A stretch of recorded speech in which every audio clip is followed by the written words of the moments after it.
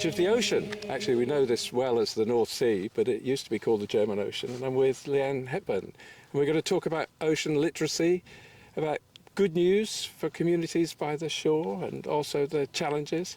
So, Leanne, welcome. And thank you. So tell us a little, let's jump straight in and talk a bit about ocean literacy and what are you trying to do and how does this fit with climate and nature recovery? So, thank you for having me, Jules. It's lovely to be here, and you know we've got perfect weather. It's stunningly beautiful, and the perfect place to talk about ocean literacy, actually. So, ocean literacy is kind of gained a lot of momentum recently because of the UN Decade for Ocean Science, Sustainable Development. The term itself has been around for a long time. I think it was coined originally 20 odd years ago by a group of American scientists, but the UN have defined it as our influence in the ocean and the ocean's influence on us. That's nice. Which is really nice, but I also think it's a little bit passive in terms of people really getting to grips with what that means, you know.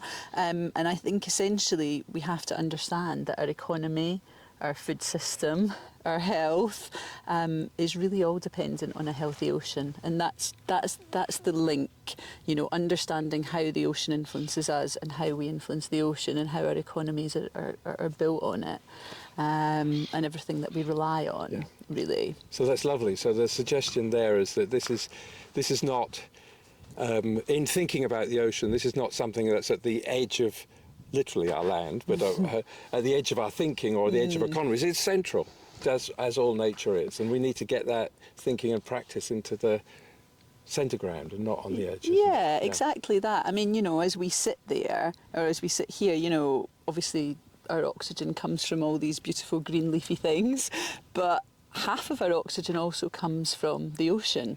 You know, the phytoplankton is the basis of the food chain, and these tiny wee beasties, the microscopic beasties that make up a huge biomass, are actually producing half the oxygen that we breathe.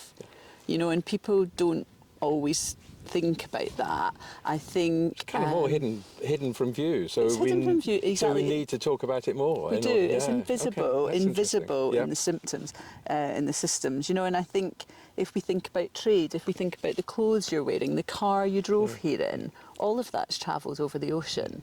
You know, I think global trade across the ocean is something like $2.5 trillion, $3 trillion a year. You know, people sit all day in front of screens, on Wi-Fi, email, all of that, probably assuming that this data is travelling via satellites, when actually it's not. You know, 99% of data is travelling via the ocean floor, these fibre optic cables that are across all of the ocean. That's where we're getting our data from. All the time you tap your phone, your transactions, you know, all of that. Ping, zipping along along the ocean floor. All of that is coming from the ocean floor. So you're absolutely right when you say all of this is invisible, but integral to all of the systems that we use kind of day to day. Yeah. So the major threats then are the things we would know about: changing climate, pollution into the oceans, plastics in particular. Kind of, it's that kind of stuff, really, isn't it? That's where you start from. It is. I mean, it is, and you know, you think about the importance. If you think the ocean's been absorbing 90% of the heat that we're producing, you know, so as you say, in terms of threats, we look at it around importance. That it's absorbing 90% of the heat, and of course, 90% of that heat, it can't continue to absorb that heat. So one of the major threats, of course, is warming and ocean warming. Well, just describe how that's happening, because as we sit in the liminal zone at the edge of the land and the sea here at Mersea in Essex, people's ideas about climate change are often framed by sea level rise, which is going to be, unless there's something super catastrophic, it's going to be quite small. It's just extreme events that we'll see it. But for quite a long time, we're talking about small numbers of millimetres or centimetres. But actually, it's the warming of the oceans and the changing of ocean currents and the changing of the animals and plants in the sea with that warming, that's Yeah. much more dramatic, isn't it? It is, it is. I mean, my career was spent as an academic for 20 years. A lot of that was studying tropical coral reefs. And of course, they're absolutely at the forefront of warming, and everyone's aware of bleaching and, you know, the effect that that's having on reefs. But more locally here, if you think, you know, the ocean isn't, the temperature's not just changing in the tropics, it's changing across our whole ocean because it's been absorbing all this heat for decades. So other changes are changes in distribution of fish species, you know, the fish that we eat, the commercial fish species that we eat, where they're spatially in the ocean is changing. So for example, if you're some kind of flatfish and you're quite happy around the sand and, you know, sandy areas, and that's getting warmer, and you start to move to get away from the increase in temperature, which can be very small, but if you think about your body temperature increase by 1-2 degrees, you know, it can be catastrophic. Well, 3 degrees is kind of getting into fatal territory. Absolutely. I mean, and it's tiny amounts, isn't it? So obviously they're going to move, and they can move, but when they move, what if they move and they're falling off the edge of a cliff? Like, that habitat is no longer a sandy bottom. You know, the habitat that they have to move to doesn't actually suit their life history traits, and the pace of change is obviously so fast that they're not going to be able to adapt evolutionarily to suit those new habitats. So yeah, ocean warming is having an impact. And then of course you could think about the ocean as absorbing our carbon dioxide that we're producing as well, absorbing the greenhouse gases.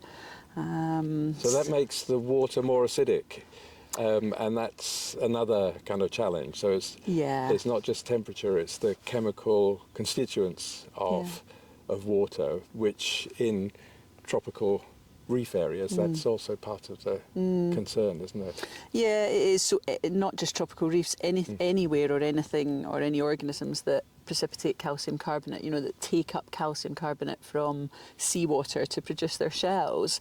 But of course the skeletal mineralogy of organisms are different. So in the face of increasing acidification in oceans, you're going to have winners and losers. You're going to have some organisms that are maybe adapting well to the changing kind of chemical composition, or other organisms not so much. And that, of course, again, is corals. So they're really at the forefront of temperature and acidification.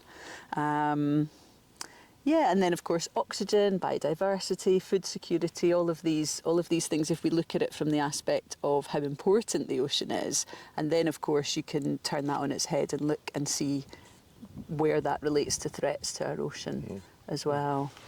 So you've set up a new project, Ocean Literacy, on ocean literacy. So as you've just said, having had a long and distinguished career in the university system, and stepping out of that now to develop your own kind of ideas and businesses, if we put it that way. You've got to work in order to put food on the table, but that takes a while to do that. So it can feel you can get a sense of freedom from moving away from institutions, but it's also a moment of kind of scary vulnerability as well. Tell us a little bit about the project, but also how's it felt as you're developing kind of new ideas based upon your understanding of the oceans and the changes that are happening. Yeah, so I mean, I've kind of never left university or never left education, and most recently left academia.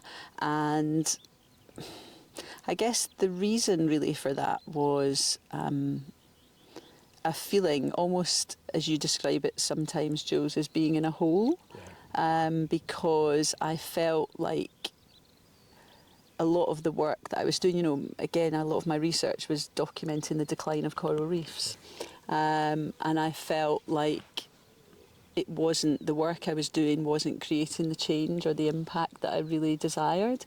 I mean, don't get me wrong, my impact with students and the education side of things, I could really see the impact there. But with everything else as a whole, and in terms of time as our most valuable asset, and how I was spending my time, and the impact of that time on the environment and the changes that we're seeing, it just didn't it didn't really follow through for me. So, so I left academia last year, and I formed the Ocean Literacy Project, which is a community interest company.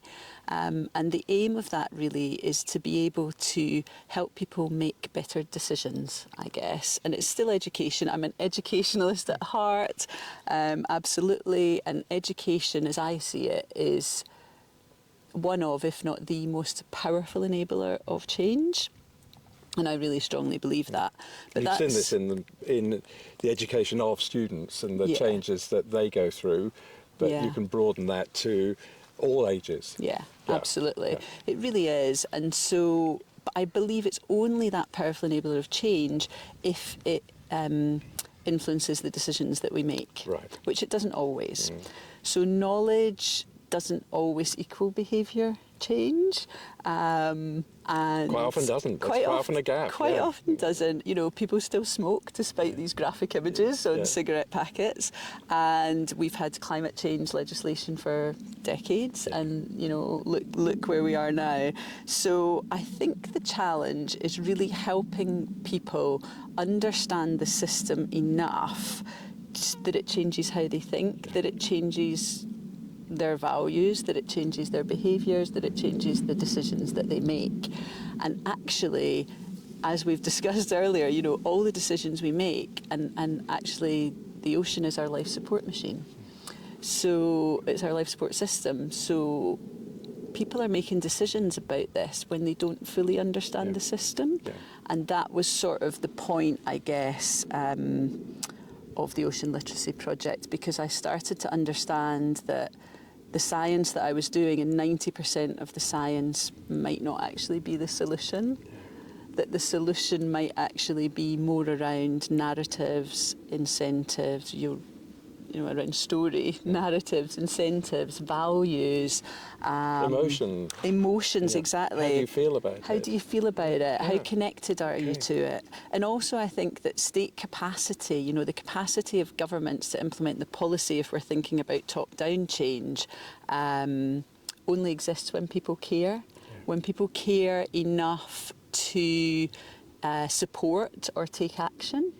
You know, and so the Ocean Literacy Project is trying to fill that gap, really. So I'm trying to help people, communities, leaders, business leaders, people who are making decisions, fully understand the system so that those decisions can be informed and understand the impact and the value of the ocean and as our life support system. Yeah.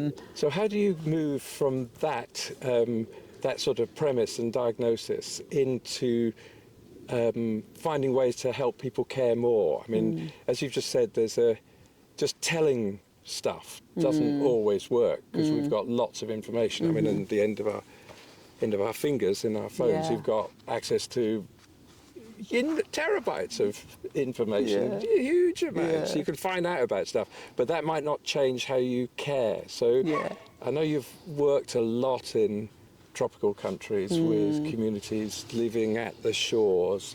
So perhaps kind of pick a couple of examples of the practices and the values that people have and how they enact them and celebrate them, and also what you see in the ocean in terms of abundance, because maybe part of the story is we're sitting at a rocky shore here and it's muddy, and the wildlife we've got are skylarks and dogs in the background, and fish and gulls and terns and so forth.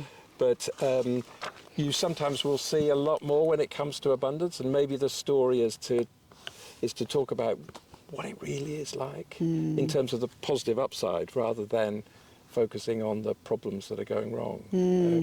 There's quite a lot there to unpack, but well, I think as we've said, like, technical evidence and science is insufficient to tip systems. It's just not going to work. So what else is needed? And I guess your question is, where can we look across different places around the world for success stories of that? And they exist everywhere, but mostly they exist where people are more connected to their natural environment. Yeah. You know, where people are actually, I guess, directly influenced by the ocean and by the environment. So obviously here in the West and in the UK and in modern society, you said it right at the beginning, it's invisible. People aren't connected to it anymore. They don't see it. And I think that invisibility of the value is what disconnects people. So I could give you numerous examples, I guess. A lot of my examples do come from the tropics and tropical reef systems. And sustainable methods of fishing, I guess, is an interesting one. And I could give you an example from a traditional sustainable method of fishing in Fiji, which is the Yavi Rau, it's called. I hope I'm pronouncing that right from memory. But essentially, villagers come together for days, weeks, if I remember rightly. This was a long time ago I was involved with this. And they come together as communities and take the palms from, you know, your typical coconut trees and palm trees and weave them together. And then they form kind of miles long chains, you know, of weaved together palms. And then when the tide's high, they'll go out into the ocean. It's a huge celebration and form a big circle. It's maybe huge, maybe, I don't know, 50, 70 metres wide, something like that. And then as the tide goes out, everyone walks. We were all part of this circle and we all walk closer and closer and closer and closer together. So it's essentially like a per seine fishing method, I guess.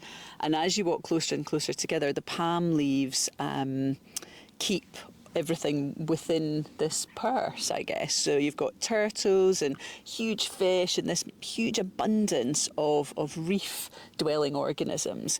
And of course it's very selective, which most fishing is not these days. So you can take the turtles, pick them up, remove anything that you don't want. So there's zero bycatch, super selective, and you know, that's able to sustain those communities. And obviously as things grow in marketisation, they can sell things on. But I know that method of fishing still exists today. And so those people are, you know, they're very connected to their local environment. Absolutely. I mean, again, you could compare it to where we are here on Mersea and the oystermen, you know, who've been fishing these shores for generations. And you know, and this is what I mean with that gap between technical evidence and science and everything else that creates change. Because if you sit with some of the oystermen here from Mersea, you know, it's cultural. It's almost sort of spiritual to them. It's in them. And so there's this capacity for care that you don't get from evidence and you don't get from science. So you don't necessarily have to go to the tropics, as I've worked a lot in my life, to get these examples. You could pick anywhere in the world where people feel more connected actually to each other and to nature. Yeah. So the oysters here, I mean, let's just press on with that a little bit. They're still celebrating in Colchester, just up the road here, the former Roman capital of Britain. There were oysters then, and it's pretty clear that oysters have been cultivated and looked after in various ways for a couple of thousand years and very possibly longer. And so that kind of deep care that you've described there emerges from practice. It emerges from doing stuff. Yeah. It can emerge from watching by going out with oystermen, for example, or as you've described, standing in the purse seine, bringing the palm and palmettos closer together. It's lovely image. But the really deep stuff comes from doing it over and over again, and seeing the detailed changes in the environment across seasons, across years. I presume that's where this kind of ecological literacy comes from as well. Yeah, absolutely. And I think that, you know, people can see it naturally. You know, all you have to notice is if you've got a garden and you've got daffodils and you see the different time, you know, they're coming up from the ground in December. You know, like those small connections. You know, like it doesn't have to be anything grand. You don't have to be a fisherman. You know, you can be a corporate finance leader. It doesn't. You know, I think this is the point. Really, it's about, you know, if we're going to shift systems and sort of tip the scales in the right direction, it's about in some way reaching as many people as possible across all aspects of society. So, for example, you know, some of the work with the Ocean Literacy Project is working with executive leaders to try and help them understand how the decisions they make affect systems, and also even for people who are investing, you know, those long-term investments depend on a healthy environment, you know, so it's just, it's connecting and healthy the dots. people as well, because you were saying earlier on the idea of the ocean literacy is to shape the ocean in a better way, in an improved way, recovery and towards abundance, as you've said, but it's also to allow that to shape us and to allow it into us. So if you're working with execs, as you've said, is it also opening them up to allow them to feel it's okay to be changed by the natural world in some way? Yeah, I think so. More than just understanding, but that starts with that. It starts with understanding, and it also starts with understanding how it relates to them, like how it relates to you, you know, and perhaps if we're thinking about executives who work in business or finance or anything at all like that, it's very surprising sometimes how it actually, not all, but, you know, it can be surprising actually how it influences or how it will influence their work, their business, their investments, everything else. So I think, the aim of the Ocean Literacy Project really is to help people be more informed about the type of decisions they're making. Yes, and that concept of the tipping point is a lovely one to apply to this, isn't it? Because that implies that we understand that change can look as though it's kind of linear, but there comes a point where it can flip right over, and that can be negative, but it also can be positive. But we can also think of those tipping points for us as well as individual humans as part of the wider system. Is that there will realization comes, and you go, oh. You know, I hadn't thought of the world in that way, or I now want to do this, which is the link between the thinking and the doing. What sorts of things do you talk about that people can then do if they say, well, that's really interesting, what should I do now? You say, well, you know, there might be practices related to their business, their institution, their organisation, but there may be things in their family, their home. Yeah, absolutely. And I think, you know, it's not up to me, first of all, to tell them anything at all about what to do. So part of the Ocean Literacy Project courses, the certification courses, involves an Ocean Pledge. And that's very much individual family work, you know, and if we're working with individuals, that's often about they think first about themselves and they think first about their families, but then they start to think about their work. And then what I really like when it happens is when people join the dots between all of those things, you know, and that's really encouraging. And then, you know, that's maybe working with individuals, communities. It can also be working with businesses. But I love collaboration. So when people then start joining up the dots and then they start thinking about other people that they can bring in and people who they can collaborate with, and then ideas that are actually shared between people, and then new ideas forming and things bubbling up. And all of that happens when you ask people to think about what they would like to do individually in their Ocean Pledge. And, you know, I think it's really important to put this into context as to why this is important now, like right now, because, you know, we're sort of on this tip of, it's been called the blue economy, it's been called the blue acceleration, whatever you want to call it. You know, we are going to be using the ocean more in the future. If we think about aquaculture, how we're going to feed people, if we think about mining, minerals, what we're extracting from the ocean, offshore energy, wind, all of those things. And the blue economy, the philosophy around that and what we teach is that we're moving from extraction, and that's what we've been doing for a long time, is just very much extraction, trying to move from extraction to regenerative processes of how we use the ocean. And I think, if we get this right, then, this could, talk about tipping points, this could tip the scales, this could redefine humanity's relationship with the biosphere, if we get it right. If we get it wrong, it has these hugely profound consequences for people and planet, for our lives. So that's why I chose to leave academia. That's why I chose to set up the Ocean Literacy Project, to try and make education this powerful enabler of change that affects people's decisions outside of the boundaries of higher education, to try and reach as many people as possible in society to create the maximum impact. Because, where we are now, we haven't got the luxury of time to be, Time is pressing. Yes, it's our most valuable asset. Yeah. So yeah, I think in the context of why now, I think that's really important. Yes, exactly.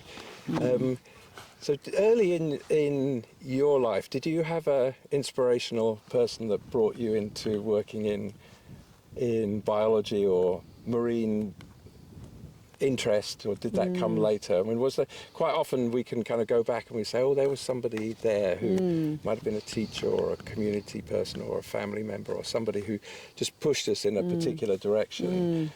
And the reason I asked that is that you're describing doing that for others at the moment, is kind of being that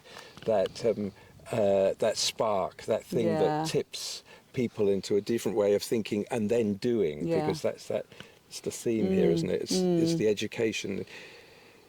It's kind of the word education quite often implies just a transfer of knowledge, but you're describing it as knowledge and action.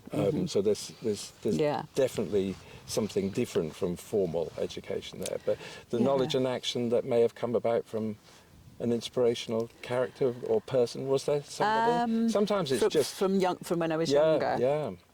Well, I think I'm the first person in my family to ever go to university, so I think I didn't really have that kind of inspiration, of seeing what people were doing. But I was, for some reason, innately drawn to water ever since I was born, pretty much, as the story goes, as my family will tell you. They just couldn't keep me out of the water.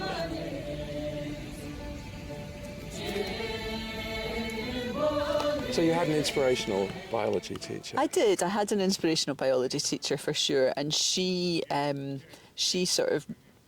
really encouraged me. I was quite good at biology. I enjoyed science. I always enjoyed science, and I was quite good at it. But probably, I probably wasn't. I probably wasn't as confident. But she did really encourage me, and I do always remember her.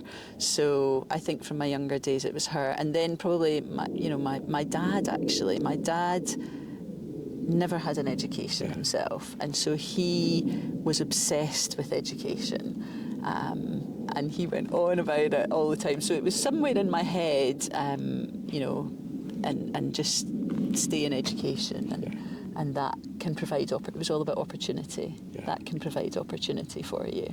So, open up. Open things up. Exactly. To things that I guess they never had. So. But you were a water baby right from the start, so the drawn back to water was it was always going to happen. It was always about the water. For sure. Great.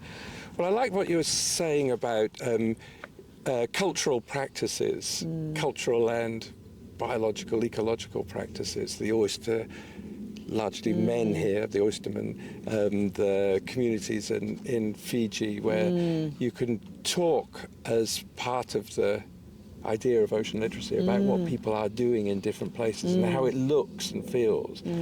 It looks very different because it's oysters or it's fish or very different ecological components, but how it feels is probably quite similar Yeah. in different places. Yeah, absolutely. And it's, you know, I think we all recognise that you have to be connected to something really before you care. Yeah. So I think that's that connection before care for sure. And I think something that ocean literacy does, or something that we try and do with an ocean literacy project, is create a shared language. You know, you're thinking about feeling and culture, a shared language, a shared framework, you know, and recognising that shared language can lead to, or helps lead to, collective action. Mm-hmm. You know, it helps cut through boundaries, I guess. And I think that's so important. You know, so much of what we do, and I'm, you know, really deeply an educationalist, and so much of what we do in education as well is siloed. Yeah. And I think in terms of people who inspire me, that's people who are trying to rethink education. I also find really inspiring. You know, rethinking education to cut through these boundaries and think really about what future generations are going to need, what skills they're going to need, what methods they're going to need to solve these interconnected problems. I don't know if that answered your question. Yeah, it does. Yeah, no, absolutely. So next steps for Ocean Literacy Project? What is it, bringing together some of these stories from different places and saying, look, there's as part of a kind of bank of ways of talking about the ocean side. Yeah. Maybe it's part of that. Yeah. So it's trying to make knowledge accessible for more people, and ensuring that in the way that knowledge becomes more accessible, it changes or influences how people work, how they live and how they lead. And we do that through different types of courses. So you can have an ocean literacy certification for an individual person. We have executive education for business, and we have place-based programmes, which is kind of grant funded, where we've got work going on in different places around the world, you know, trying to ensure that as many people as possible really recognise the value that we get from the ocean and the influence that it has on us. You described a sort of creative moment as people start to engage with thinking about the ocean in a different way, and they start talking about it and start caring for it, and then options open up, and that's actually creativity. That's kind of that quite often, you know, gets us going, because you think, oh, I've never done this thing before, or that thing over there, that intrigues me.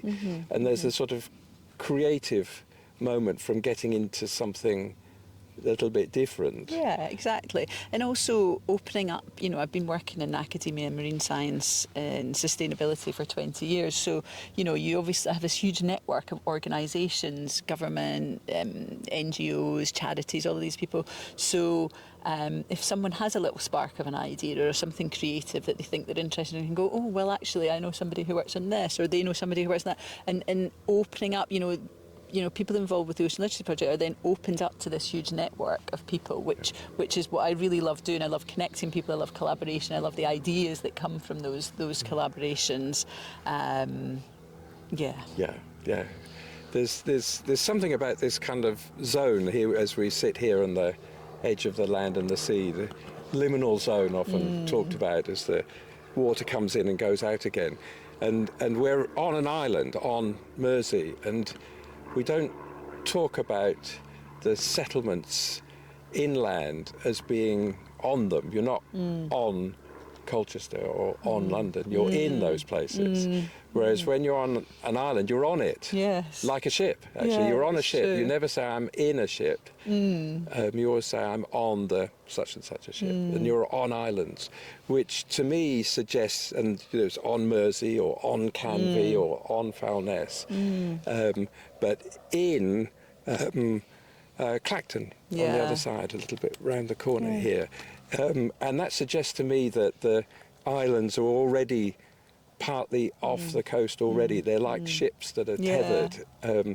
And when we see places slightly differently, I think that also opens up creativity. That allows us to think differently about these processes that make islands, that sea coming in and out, the water part of things, which is what we're talking about here. Yeah, and that's that's a really interesting nuance of language, actually, isn't it? And I think that's so important that we need to get people speaking the same language. I mean, an example is obviously there's lots of offshore wind. We're trying, how are we going to use the ocean? We need to get lots of energy from wind. We need to waves, whatever it is. And then you maybe have, you have government organisations, you have policy, you have communities, and they're all speaking a different language. Yeah. So, we don't want wind farms here. No, you have to have wind farms here, but little energy, etc. And I think part of that, again, coming back to ocean literacy, is getting everybody together to have this shared language. Yeah. And it's exactly as you say, these nuances of language, when people go, okay, we actually all want the same thing. Yes, exactly. We just don't, we're not speaking the same language. Yeah, exactly. Something you're very proud of, Leanne. There's a kind of slightly tricky word at times, pride, but it's also to do with identity and achievement and doing stuff. What would you identify as something you feel is an achievement that stands to record, I suppose? Well, I think sitting here today with you, actually, Jules, because as I say, I was the first person in my family to go to university, kind of worked my way up through the ranks to the sort of highest academic rank, and then left. And not many people would choose to do that, get to the sort of top of your career and say, no, I'm gonna try something else.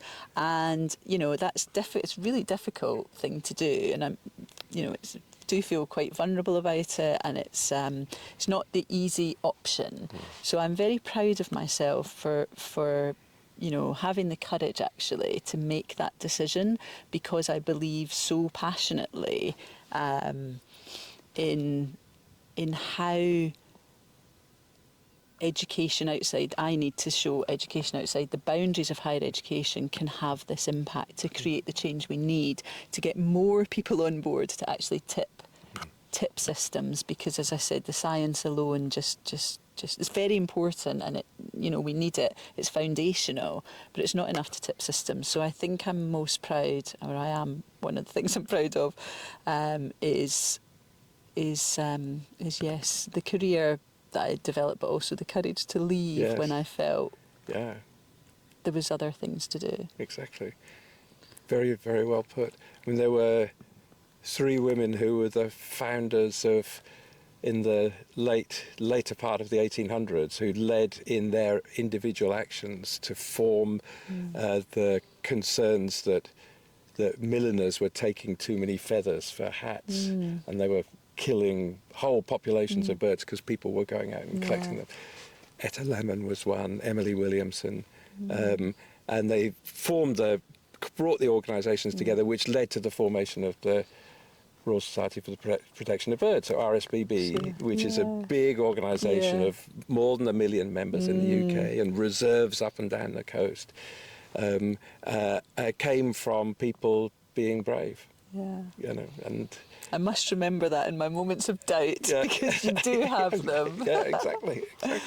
So why not same for ocean literacy? It could be, should be something really great and big. A heroine or a hero? Well, I sort of have or more than one heroes in different ways. Like I say, I guess I have memories of taking groups of school children to the beach, and they've never seen the sea, even though they live 20 minutes, and their faces and their, joy and awe and all of that is they're like little heroes to me. I find that really, really inspiring. Really nice. I do have huge admiration for Satish Kumar, who is the founder of the Resurgent Trust, Peace Pilgrim, writer, speaker, and I think because, again, as a scientist, what he was bringing to me was, again, what I've been talking about. It's not just about that, it's about the layers, it's about relationship, it's about connection, So I really admire him. And then, as I say, anyone who's rethinking education for future generations is a hero to me right now. Exactly. Yeah. Well, what you've described there, just bringing children onto the beach and who haven't been exposed to the sea before, is that we're sitting on a beach here with stones and lots of seashells, bits of oyster actually, right at our feet here. But this is a common. You know, this is part of the commons of the country. We all can come here. There's nobody saying, "Oh no, you can't do that." So it's that kind of common land. And 20 years ago, I did a big project of walking around the coast of the three counties of East Anglia, Suffolk, Norfolk, and Essex, and I wrote a book about it. But I remember at one point coming to a beach, deserted at the end of the day, and there was a man with two young daughters, and they could just come to the edge of the coast, and they'd come across from the northwest of England on the train. You could hear it in their accent. And they said, Dad, are we allowed on the beach? And there was just a kind of a moment there where you think, that's interesting. Yes, of course you are, but actually you start off thinking you probably aren't in some way. Yeah. So opening up those opportunities to people, yes, you can go on the beach, yes, you can go in the water whenever you want, actually, within the boundaries of safety. So there's something there that's quite interesting about there is. how we allow people to engage or encourage them to engage or just organise stuff.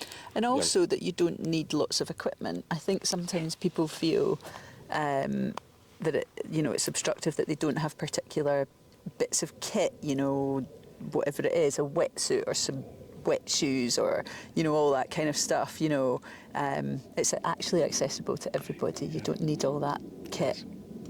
But I think sometimes it can be obstructive if people see other people with all of this kind of thing. Well, I don't have those bits of equipment. I can't. That's not a space for me. But actually it is. Yeah, it is. Yeah. It is, absolutely. A kind of book or cultural item or a poem or something like that you'd like to recommend? I mean, this was a tough one because obviously there's lots. Yeah. But I decided on a book. It's a book by a woman called Emelina Corrales Cordero. And she had a poem at the UN Ocean Conference in Nice last year, and she's published a book which is called Grandmother Ocean Speaks, and it's really beautiful. And I think, again, it comes back full circle to what we're talking about in terms of the science and the technical evidence is not enough. We have to connect culturally, spiritually, emotionally, and we can do that through art. That's why I'm always interested in collaborating with all different kinds of artists to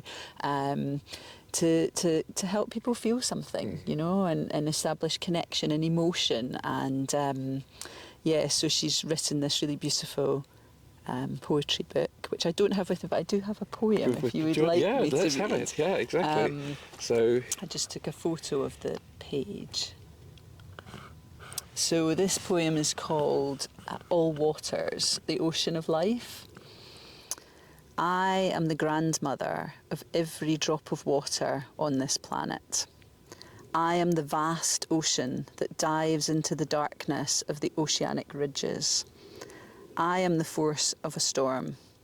My waves sing lullabies to all beings. My ocean currents are rivers of life. I, Grandmother Ocean, gave life to this planet. I am the source that sustains life. My ancestral wisdom flows from the history of the earth. Each and every one of you needs me, strong and flourishing, to live. I am the spring in the mountains. I am the groundwater that nourishes rivers, cities and forests. I come from the cosmos and belong to the story of the stars. I gave life to this planet. From my waters, Earth was born. I am in the clouds, in the fog that wraps a cold morning. I am the hydrological cycle that sustains the planet. I am present in every place on earth. In the deserts, I hide in the stems of cacti, and in deep aquifers, I bloom in oases. My waters reach the highest peaks of the Himalayas, covering the surfaces in white. I travel through the depths of the oceans, where light dissolves in the water column. I am the thread that connects life in every corner of the planet. Here I am, calling your attention to remind you that we are one planet, one ocean. Lovely. Fantastic. I'm the one to remind you. That's good. Yeah. I like that. That's fantastic. Yeah. Lovely. I'm glad you read that. I could feel myself relaxing Yeah. and looking at the water, and Yeah, it's very beautiful. nice. A top action? An action to recommend? Top action. Go- go. Check where your money is invested, especially your pension, because I think, you know, we can go through life trying to lower our footprint, do all these things, and all of that's really important, but you know, it could be that where your pension's invested is actually harming the systems that you're trying to protect. So I think that's an often overlooked action that we can do that has great impact actually for systems change. And if you haven't got pensions and investments and all of that, I think find a way to connect or reconnect with the natural world. You know, spend time in your local natural environment, and you don't have to have lots of equipment and bits of gear. Just notice things, pay attention to your environment. Lovely. Perfect. Leanne Hepburn, what a pleasure. Lovely Thank to have you you on very the pod. much, Thank you very much indeed. Thank you.